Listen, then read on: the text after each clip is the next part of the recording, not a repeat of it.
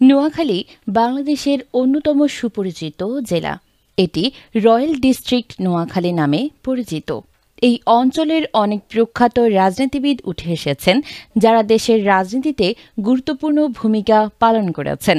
বর্তমানে নোয়াখালী বাংলাদেশের অন্যতম শীর্ষ ধনী জেলা হিসেবে পরিচিত। ত্রয়োদশ জাতীয় সংসদ নির্বাচন ঘিরে সারা দেশের মতো নোয়াখালীতেও নির্বাচনে উত্তেজনা বৃদ্ধি পেয়েছে। বাংলাদেশ জাতীয়তাবাদী দল বিএনপি থেকে নোয়াখালীর প্রতিটি আসনে কে কে প্রার্থী হতে পারেন এবং কারা মনোনয়নের জন্য প্রত্যাশী তা নিয়ে আলোচনা করা হবে এই প্রতিবেদনে। নোয়াখালী এক আসনটি চাটখিল ও সোনাইমুড়ি উপজেলার অংশ নিয়ে গঠিত।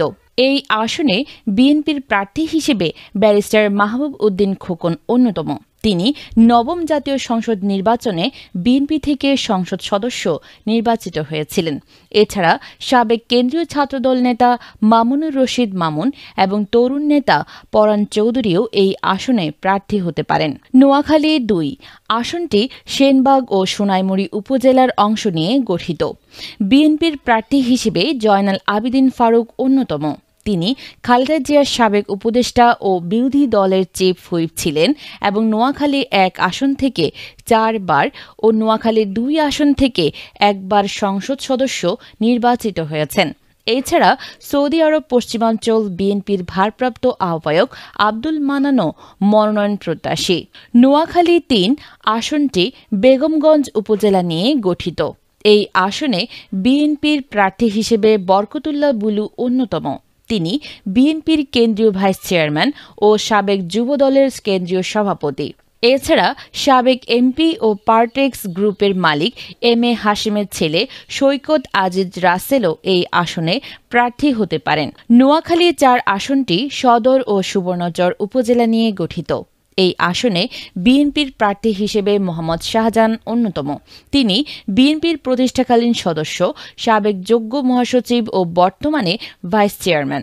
এছাড়া কেন্দ্রীয় ছাত্রদলের সাধারণ সম্পাদক নাসির উদ্দিন নাসিরও মনোনয়ন প্রত্যাশী।